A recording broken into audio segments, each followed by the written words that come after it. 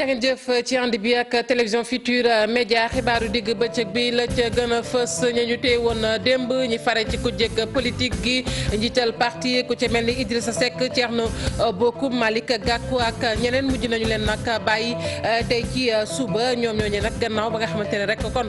ca commissariat yu plateau ak central ca la ñu fanaan ñu bëggoon a nag doxub ñaxtu démb ngir naqarlu loi bi nga xamante ne nag ña ngi ko doon voté ca assemblée nationale ñeel nag parrainage boobee loolee sax mujjee jàll na ko ñu bari nag doon séento kii di professeur Ismaïla Madior Fall ñu dénk ko wàllu yoon fii ci Sénégal moom nag yëkkati na ay kàddu ca boobeep loi ndax jàpp na ni nag luy yeesal la li nga xamante ne rek moom mooy sunub démocratie rawatina ak nag politique bi ni muy doxee mu jàpp ni nag jaaru na ñu yoonal ko député yi faree ci ku jëkk politique gi tamit yëkkati nañu ay kàddu di naqarlu boobee loi di ngeen déglu seen i kàddu ci biir xibaar yi ànd gësa ñoom fas nañu yéene rek dem ci grève loolee ni ki altine ji di ñëw lay doon ak talaata li ko waral nag ne ñu nguurug Sénégal programme yooyu nag jëm ci JICA ak Cobra ba nëga ni kon payoor ya fayuñu leen loolee nag la ñu bëgg mu daal di dakk mbaalo ja caam du ñàkk ngeen déglu ay kàddoom ci biir xibaar yi ki nga xamante ne nag moom mooy Serigne Fallou Diop mi ñu faatoon di gone googee nag am na koo xamante ne daal njort nañu ni moom laale na ca daaxu ndax yim teg nañu ko loxo ni kii démb waa joojee nag Souleymane Ndoye lay wuyoo gannaaw bu ñu ko jàppee nag kon jébbal nañu ko parquet bi beneen ponk tamit daan ci àddu Sam Yoro Gueye ma nga nekk ci commune bu Niaming ak ki nga xamante ne nag moom bokk na ci ñuy ot kon àll boobee te ñu faatoon ko moom it ay mbokkam nag ña ngay jug di yuuxu nee nañu yoon na ci wax ndax lu ko moyul ñoom daañu defal seen bopp yoon maanaam fajal seen bopp ndax kooki nga xamante ne nag dañu ko faat ci anam yu doy waar ñoom sax ña ngay joxañ baaraam ne ay Samba Boy ñoo bàyyi ko ca réewum Gambie ñëw foofee mbokki ponk yaa ngi ni daan ci toftal xët yu njëkk yu yéene kaay bu ngeen taaxee la tuuti ñu faram fàccee xibaar yi.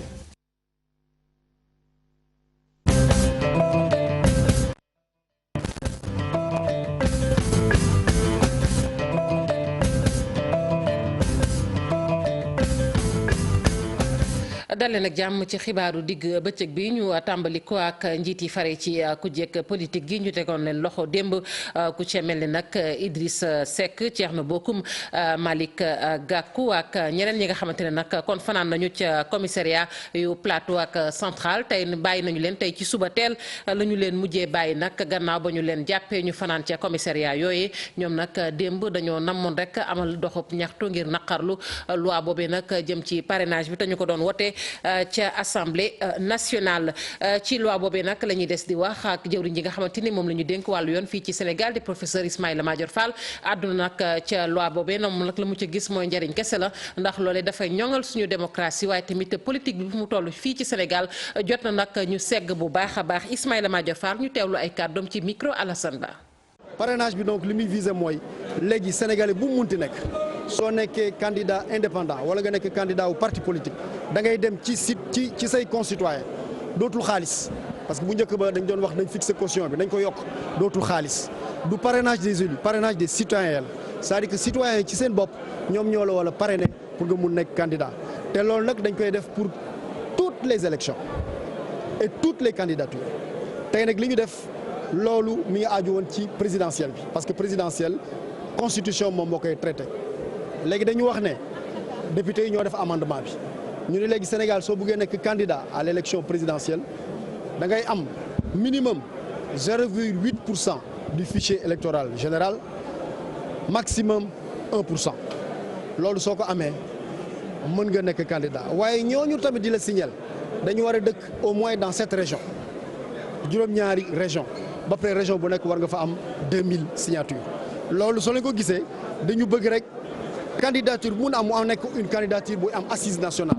candidature boo xam ne dafay nekk ci région yëpp loolu tam li muy indi nag mooy dafay rationaliser candidature yi dootuñu dem élection léegi risque ku dem élection am 50 candidats loolu dañ koy wàññi. député yi fare ci kujjeek politique gi àdduna ñu ñoom it wax nañu seen xalaat nag ci loi boobu nga xamante ni démb mujj nañu ko wote ci pencum ndawi réew mi ñeel parrainage bi ñoom nag la ñu ca xamle daal mooy ab lajj la ci suñu démocratie waaye tamit nañu gisee bokk na rek ci kii di Macky Sall gannaaw nag sondage yi moom dafa nemmiku rek ni dooleem wàññiku na bu baax a baax moo waral tey jile mu daal di indi nag boobeep coppite ñu teewlu Aïssata Tall Sall Mamadou Diop Decroix ak ki nga xamante ni moom mooy Ousmane Sonko ci micro Alassane Ba. l'acteur principal n'a pas eu le courage de rester au Sénégal. ndeyu mbili gi daanaka moom ci boppam nekku fii ci Sénégal mbir yi dafa xew rek mu daw dem te moom mi le sax bi mu demee ba def li ni mel daanaka jalgati na li nga xamante ni mooy sunu constitution ci article am 39 mu ngi wax ne moom mooy ki nga xamante ni moom mooy garantir lu jëm ci suñu wàllu kaaraange ak dalub réew mi gis nañ ne nag créé na fi ay tension ay situation yu tàng jër mu dem yoonam li ñu amal nag depuis suba ba léegi li ñuy duppee ay questions préalables daanaka dañu bloqué hémicycle bi loolu tax sax ñu nangul ñu ñun kujje gi ñu mën a daal di poser suñuy question biñ ci jógee nag ñu daal di examiner ay questions de forme ci boobu nag la ñu waroon jàll rek daanaka ubbi débat général bi comme niñ koy defee habitude la si ñoom saa su ne kenn si ñoom jóg daal di proposer ab motion ñu bëgg fa jaare nag ngir imposer ñu woote loi bi te benn débat du am. li ni mel nag nekk na li nga xamante ni ñun lànq nañu bañ jóg nañu tuuti bloqué lii di hémicycle bi ñu bañ nag nga xam ne fekkee loolu yëpp moo waral ñu génn. On a assisté. tey li ñu gis fii ci biir assemblée nationale bi daanaka mën nañ jàpp ne ab suuxat la jëm ci suñu wàllu système démocratique bu fekkente ne nag ñëw nañu fii ci assemblée nationale war a examiner ab projet de loi bu am solo comme bi ba noppi majorité bi ci boppam di arrangé wu ngir fexe ba ñu jàll te duñ ci waxtaan man dama jàpp ni rek bés bu triste la ci suñu démocratie ci suñu institution yëpp daanaka. xam na ne mënut a jàll premier tour fokk mu organiser ak jàllam par force.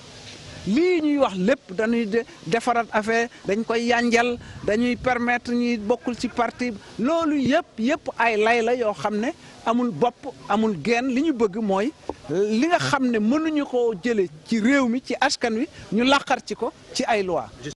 démb ni ñu ko seetloo pencum ndaw réew mi tàngoon na lool ca ba ñuy wote nag boobee loi ndax njiit la sax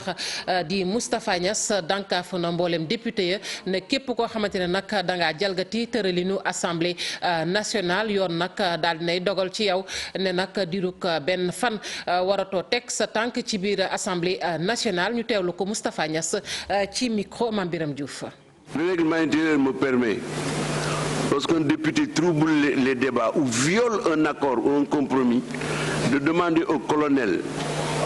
qui est ici, qui est le chef de la sécurité, c'est le gouverneur de l'Assemblée nationale, et au gendarme DEM, qui non seulement est gendarme, mais il est officier. Ensuite, il est chargé de tout ce qui est justice. Aucun député n'est au-dessus de la loi, de quitter cette tribune. Et s'il résiste, personne ne l'aurait violenté. Du ma ko nangu ñu ko rusloo di ko dóor muy nàcc fii du ma ko nangu waaye danañ ko téye ci loxo génne ko ba ci biti pour 24 heures di le règlement intérieur yoo xam ne dootu am droit dugg fii waaye du ma ko def. Billahi, s'il n'avait pas respecté les 3 minutes loolu laay def te ku ko fi def ëllëg ma def la ko. Aïssata Tall Sall aussi ngeen ne ko gis ngeen kii de lim la wax boo ko deful billahi bu ko defuloon je dis à Dem colonel sax du ko laal Dem moom moo koy def parce que moo yore fonction boobule. daanaka téeméer ak ñaar fukki député ñoom ñoo ànd rek ca ba ñuy wote boobee loi ci assemblée nationale mu nekk nag loo xamante ne nii njiital groupe parlementaire bu Benno Bokk Yaakaar la rafetlu na ko bu baax a baax muy Aymérou Gningue moom nag ci gis-gisam suñu démocratie kese moo daal di dëgër kon ci mbir moomee ñu teewlu ay kàddoom ci micro Mame Biram Diouf. boo xamee ni dugal nañu lu am solo ba ëllëg ba keroog ñu koy changé ku bëgg a nekk candidat ci élection présidentielle di nga wut ak lang mooy lan mooy nga am ñoo xam dañu lay gunge nga xamee ni ñii kat ñoom attesté nañu wane nañu ni yow mii war nga mën a ñëw ci lamb ji war nga mën a ñëw ci géew bi pour ñëw bëri si kon nag Sénégal ñëpp dal nañu maa ngi sant peuple sénégalais ci seen sérénité xam naa ni xuux yóbbuwu leen ak wax ak taltali du leen yóbbu parce que xam nañu ni lii ñuy def defaluñu ko pour benn nit réew mi lañ koy defal. gëm naa ni tey ñi nga xamee ni ñooy ŋàññi loi bii bu ëllëgee dañuy fekk fi ñu toog di ñu féliciter naan jërë ngeen jëf jaaraama yéen ndax yéen kat ba mu jotee li ngeen war a def ngeen ko wasalaam. loi boobu ba tey ñeel wàllu parrainage gannaaw nag ba ñu ko wotee ca assemblée nationale seetlu ga fële ca Thiès moom muy nag état major yu parti politique yi rawatina ak ñooñu nag bootu ci kuréel googee ñu duppee fippu jug jot na ñoom nag ñi ngi doon jënoog taskatu xabaar yi ñi fare waa APR tamit ñoom ci seen wàllu bopp ña nga doon taseeg taskatu xabaar yi ñenn ñi ña nga doon tàccu ña ca mer nag ña ca des ñoom daal di naqarlu boobeep loi Cheikh Anta Diop Sey Latir ci leeral. ginnaaw bi ñu wotee loi bi fas yéene taxawal lii di parrainage ay responsable yu bokk ci plateforme fippu jóg jot na di ay parti politique yu bokk ci opposition fii ci diwaanu Thiès doon amal jàkkaarloo taskati xibaar yi ngir càmbar mbir mi kii yor seen kàddu bokk ci Y'en a marre wax ne de loi bi wote nañ ko waaye nag li ci kalam rawuli gët. voté nañ projet de loi bi nee nañ pare nañ ngir discuter table de négociation ba ca kenn dem moom mi ko voté wu par la force avec sa police et sa gendarmerie na dem dans les tables de négociation dem ca ak police ak gendarmerie ak assemblée nationale ak la magistrature bi nga xam te ne moom moo ko moom na ca dem mu daal di koy regrouper waaye ci ay signature mun na ni kat candidature kii ak kële baaxul te loolu suñ ci duggee ci élection yu ñu jëm élection yu nar a ñàkk jàmm la. ñu dem ci permanence su APR ay responsable apériste nekk ci commune bu Thiès ñoom bég kontaan doon jubilé ñoom sax nee nañ ndam lu rëy la ñu am. li wolof naan bal tàkkul sagar xeeñul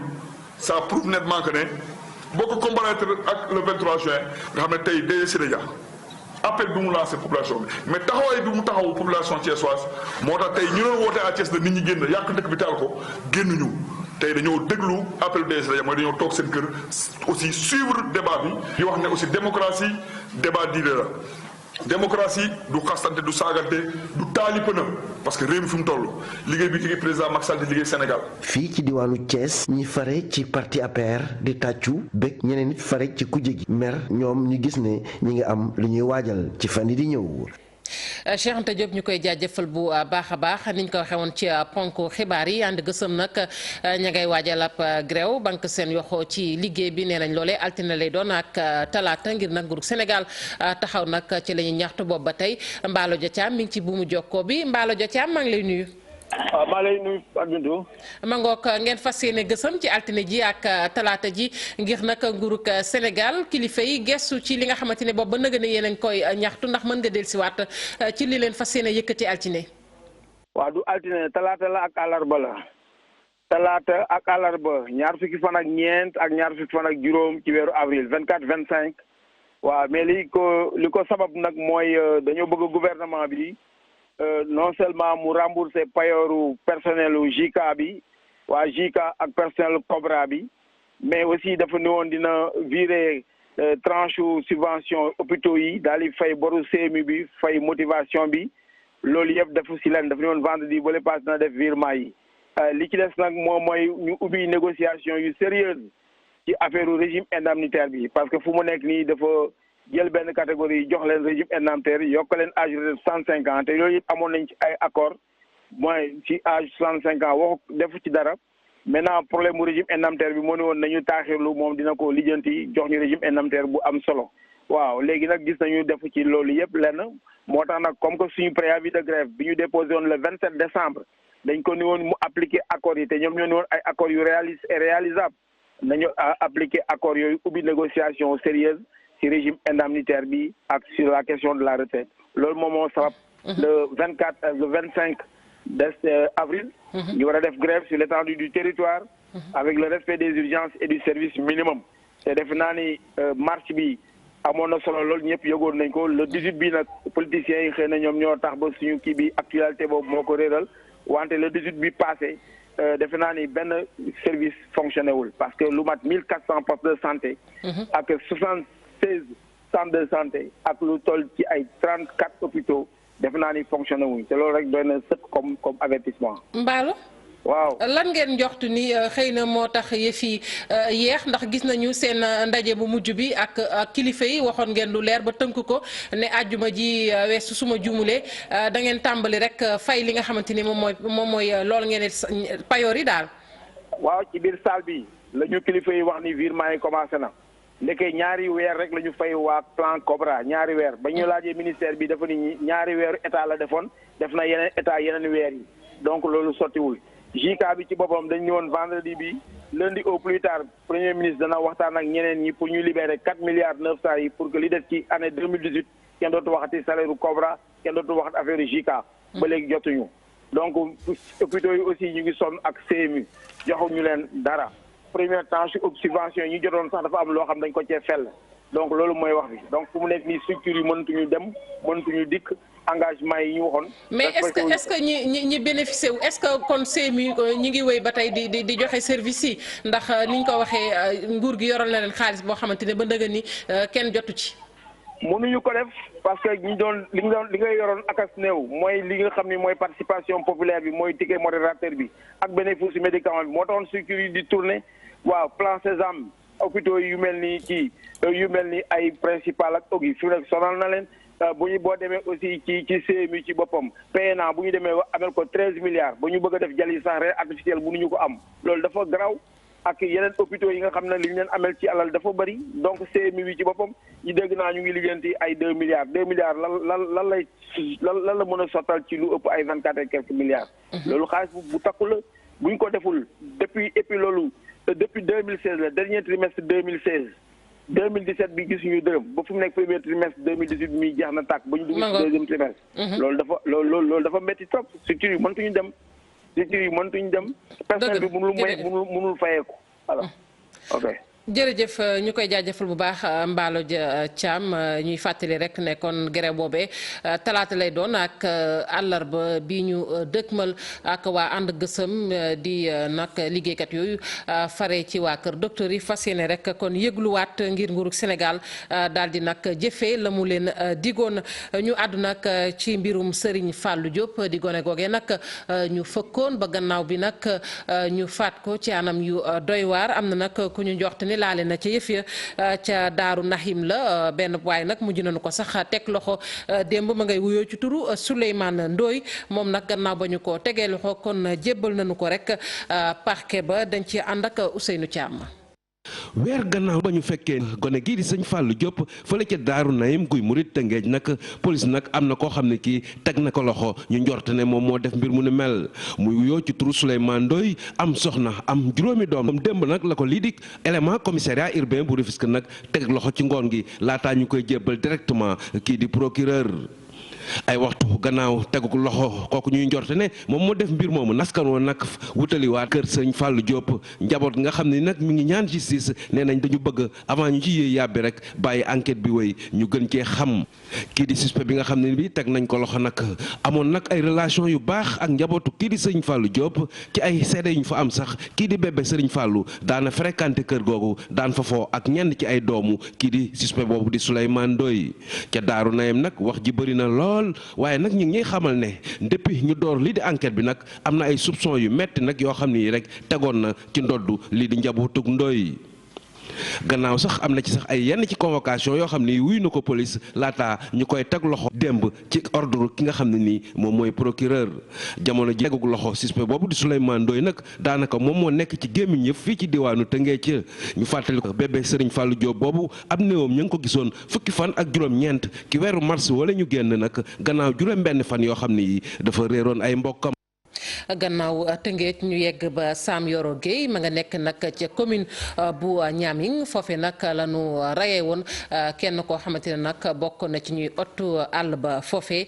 muy nag ñi ko jiñoon sax ñu ne mooy ñooñe nga xamante ne ñoo fay ñëw nag di dagg garab ga ñooñe sax ñu ne ña nga fekk baax ca réewum Gambie ñu ne sax Gambie teg nañu leen loxo waaye nag ñoom njabootam la ñu bëgg rek mooy daal yoon wax ci fii ci Sénégal ndax nee ñu kilifa yi dañoo tekkaaral ca boobeep rey te la ñu bëgg nag mooy ñu daal di xaajale li nga xamante ne moom mooy frontière ba leeral ko bu baax diggante Gambie ak Sénégal ndax bari na lool luñ leen di tooñ ne la nag buñ ci waxulee ñoom daañu fajal seen bopp Abdoulaye Diallo. askan wi dëkk ca frontière diggante Sénégal ak Gambie ca zone Sam Yoro Gueye ñoo mer bay futu mere nguurum Sénégal mi noppi ci faat bi ñu faat seeni doom ji di Moustapha Gueye ne woon ab surveillant de la forêt ñi ko rey doon ay sàcckat banta yu bàyyeekoo réewum Gambie te ba léegi nguur gi waxu si dara. muy suñ diggante ak Gambie parce que ñun ñi ngi fii di ay sénégalais bañ a def lenn loo xam ne ni suñ réew suñ loi dafay teg loxo ci ñun mais ñi ngi digaloot muy Gambien yi defuñ ko tey defuñ ko ëllëg li ko firndeel moo di ñun amul benn Gambien boo xam ne mos naa ñëw fii ñu xotti sa mbubb wala ñu xotti sa tubóoy mosta xam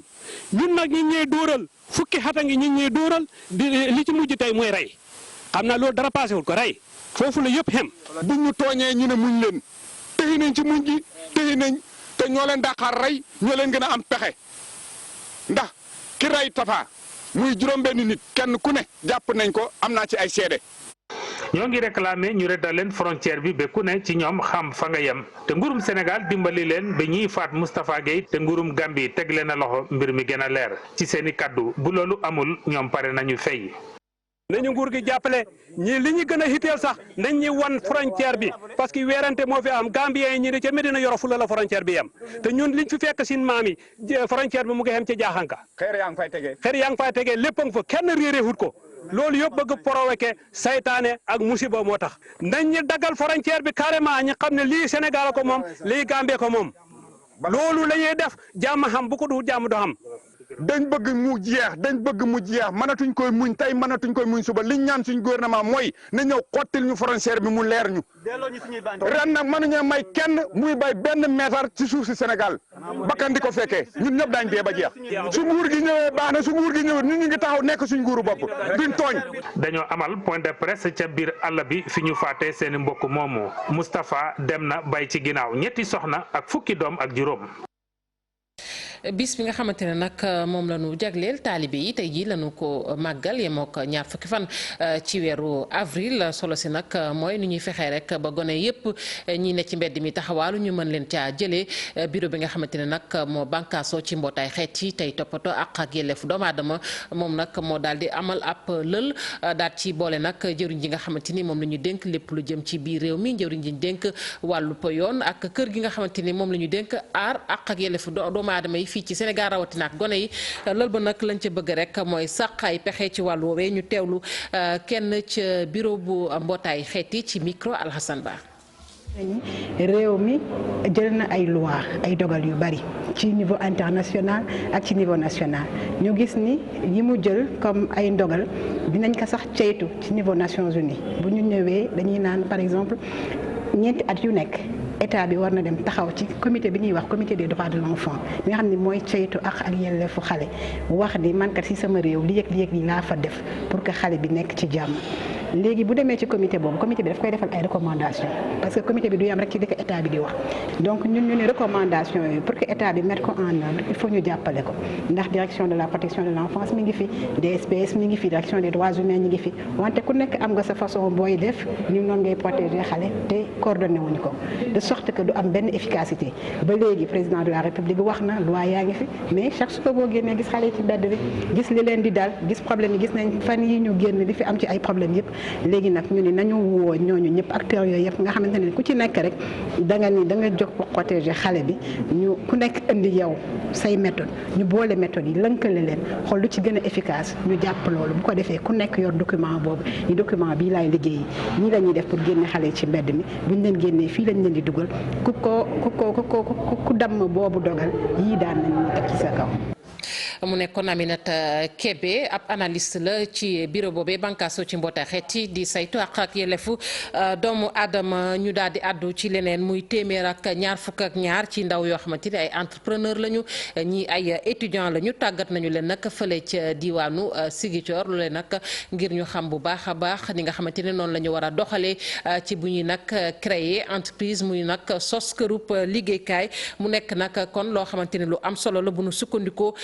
ci directeur général bu fonds financement ak formation professionnelle Dame Diop lay wuyoo ñu teewlu ko ci micro Boubacar Diassi. antenne bi ñu ubbi tey antenne u Ziguinchor la bu Kolda bu Sédhiou la ci turu ministre de la formation professionnelle monsieur Mamadou Talla may wax rek ne président de la République moo taxawal fonds de financement de la formation professionnelle jox ko ay moyens yoo xam ne nii moo tax mu mën a def li muy def fii ci biir Ziguinchor moo wax ne bi ñu juddoo ba léegi 2015 lañ juddu 2016 lañ commencé formé nañ fii ci ndaw yi nga xam ne ñoo ko wax léegi ci école formation publique comme privée lépp juróomi téeméeri ndaw lu la tolloog daanaka genn wàllu milliard maanaam 522 millions état du Sénégal ministère de la formation professionnelle fayal na ko ndaw yi pour ñu mën a def fii formation professionnelle pour mun a am métier. suñ ko defee parce que président de la République moo jàpp ne tey formation professionnelle préalable la pour que ndaw ñi mën a am métier parce que ku amul métier mënuloo am liggéey. xët yu njëkk yu yéenekaay dañ ci ànd ak Barthélémy Ngom. dal leen jàmm xibaar bi wër na yéenekaay yëpp ni ki tey jii ci suba loi bi ñeel parrainage bi jàll na démb ci assemblée nationale L'Obs ne sans débat la ko député yi woote Direct Info Rewmi Quotidien ak Sud Quotidien yokk ci ne majorité bi imposé na puissance am imposé na loi bam loi ba jàll na bàyyi force la ci enquête yokk la cloche ne ça passe et ça casse laas jël daal di ci yokk ne woote nañu ko de waaye ci métit Vox Populi mel ni ku ni gisee ba tax mu ne Macky caw saxiir dox na ci kaw assemblée nationale bu ñu sukkandikoo ci la tribune Le Quotidien gis ne loi bi jàll na sans débat sans comme téeméer Sud Quotidien dolli ne Moustapha Niass validé na mbir mi téeméer ak ñaar fukk ak député ñoo wote loi bi Macky Sall ca France ga mu toll adduna ci loi bi ñeel parrainage bi jàll démb ca assemblée nationale njiitu réew mi nee na ab minorité moo bëggoon a forcé doole majorité bi te loolee yéen wut maana Ismaïla Madior Fall ministre gi ñu dénk wàllu yoon ne ci biir yéenekaay bi di l'Observateur ngelaw bu bees mooy ëpp démocratie bu Sénégal ak loi bile Aymérou Gningue njiital groupe parlementaire bu Benno Bokk Yaakaar ne loi bi dañu ko waroon a woote nañu ko waaye nag les échos nee na Moustapha Niass ak Ismaïla Madior Fall lu nekk la leen député yi kujje politique bi yekk niki démb Madické Niang moom njiital groupe parlementaire liberté démocratie ne daañu ut recours Aïda Mbodj ci wàllam gis ne xeex bi mu ngi doog a tàmbali xeex googule am na démb ci assemblée nationale diggante ay député maye nañ ko ba mu saf sàpp ca pencam ndawi réew ma enquête xëy nettali li xew démb yépp ci assemblée nationale ci diggante député yi Direct Info moom amu ci xaar ma yàlla sama naataango li mu jàpp moo di ne député yi dañoo soppi assemblée nationale ab ring de boxe mbedd yi ci Ndakaar it naka noonu tàngoon na lool ay manifester fu ne enquête xibaar ne Idrissa Seck Thierno Bocoum ak kilifa bu Y'en a marre fajar cuy la ñu leen teg loxo image yu manifestation yu démb yi yëpp ci xëtu njëkku yéenekaay bi di Le Quotidien source année Abdoul Mbaye moom policiers yi dañoo xàcc bëgg ko dóor grenade lacrymogène rek mu daal di ñàlli li xew démb source année askan wi dañoo bàyyi politiciens yi ak seeni xeex ci biir yéenekaay bi njiitu réew mi ne kujje gi dafa bëggoon a manipuler askan wi waaye nag kenn topp leen ci loolaa tax sax Cheikh Oumar Anne njiital kudd bokk ci APR ne l'opposition a lamentablement échoué ci gàttal daal gàcce la jëlee ci bësam bi démb lii moo merloo kilifa bu Y'en a marre ba tax mu ne sénégalais yi ay lâche lañu duñu ay gor ay défaillant lañu Macky Sall ci biir libération ne dañoo ne woon ne réew mi dina tàkk démb day waaye mujj dañoo weet ci seeni xeex topp leen ma ci biir yéenekaay bi di l'Observateur ñu wax ci leneen faat gi nu faat bébé Fallou Diop ca Rufisque kañu tuumal ne moo ko def police teg na ko loxo laas yokk ci ne ab dëkkandoowam la Souleymane Ndoye lay wuyoo ñu tàbbi ci wàllu tàggat yaram ak yéenekaay bi di Record mi xëy siiwal kàdduy Clément Diop gardien équipe nationale bu Sénégal nee na candidat la ci coupe du monde bi ñu jëm donte sax convoqué wuñ ko woon ci match amicaux yi doxoon diggante Sénégal ak Ouzbékistan ak Bosnie-Herzégovine Stade Quotidien moom ak beneen ab joueur bu demam coupe du monde dootul lu ñuy naatable Mohamed Salah nee na soulier d'or bi la bëgg Sita moom li mu bëgg wax na ko sunu làmb ni ki tey ji ci suba nee na dafay attaqué guy gi dana ko daan ndaxte guy gi ab màgget la yendoog jàmm ñu yendoog jàmm Barthélémy Ngom ñu lay jaajëfal bu baax a baax yéen ñi farewoon ci machine bi it ñu jàpp ci xibaar yi bi mu sotti cant ak ngërëm ñeel na leen ñu leen di ñaanal bëccëgu jàmm di ko sàkku ci